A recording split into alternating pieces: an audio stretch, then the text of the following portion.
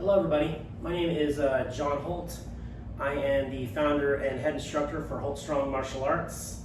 And I have been training in Thai boxing under Grandmaster Chai since 1997. And I've been an instructor since 2001. So some people asked a few questions about how to find the basic stance. There's a lot of ways to do it, but this is one of the most effective ways I found to teach it. So I'm going to teach this like somebody's right-handed and fighting out of the left lead. If you're southpaw, just reverse it. Okay, so we're going to start feet together. I'm going to turn my right foot out 45 degrees. So now my left foot's facing straight ahead, my right foot's facing 45 degrees out. I'm going to take an equidistant step with each foot. So I step out with my right at a 45, step straight forward with my left. Okay, so now I'm here. I'm going to scoot back a bit so you can see my feet. Now, since the steps were equidistant and this one's at an angle, it's going to be behind.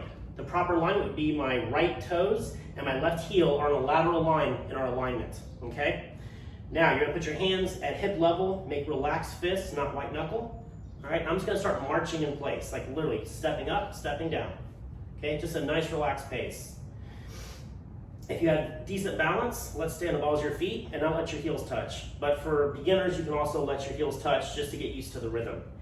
Every time your feet move up and down, your hands are going to move in tandem with your feet, so it looks like this. Okay? Now I'm going to turn to the side so you can see my arms. I'm going to keep this rhythm going and let my hands come up until they're eyebrow level. Right? So my right thumb, if I go straight back, can touch my eyebrow.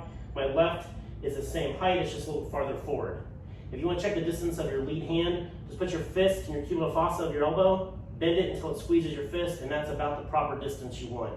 This hand should be closer, okay? Now, I'm going to keep my hands going in kind of a backwards elliptical shape as my feet and hands move together. The reason why I do the elliptical shape backwards is because it's centrifugal force. If my hands come forward, they tend to want to drop. And I can tell you from experience, you think your hands are right here, and when you're exhausted, they're going to be right here. If they're coming back here like this, it's going to make your hands naturally want to stay a little bit higher. So it's just a minor point that will help you protect yourself a little better. Now, the reason why the hands and feet should be in motion versus being just still is because the nervous system is kind of like a car engine. And the fact that if my car is at a dead stop and completely off and I have to move it quickly, I've got to turn that engine over, then put it in drive and go. If the car's already idling, right, already in motion, so to speak, I can move faster, I can get going quicker.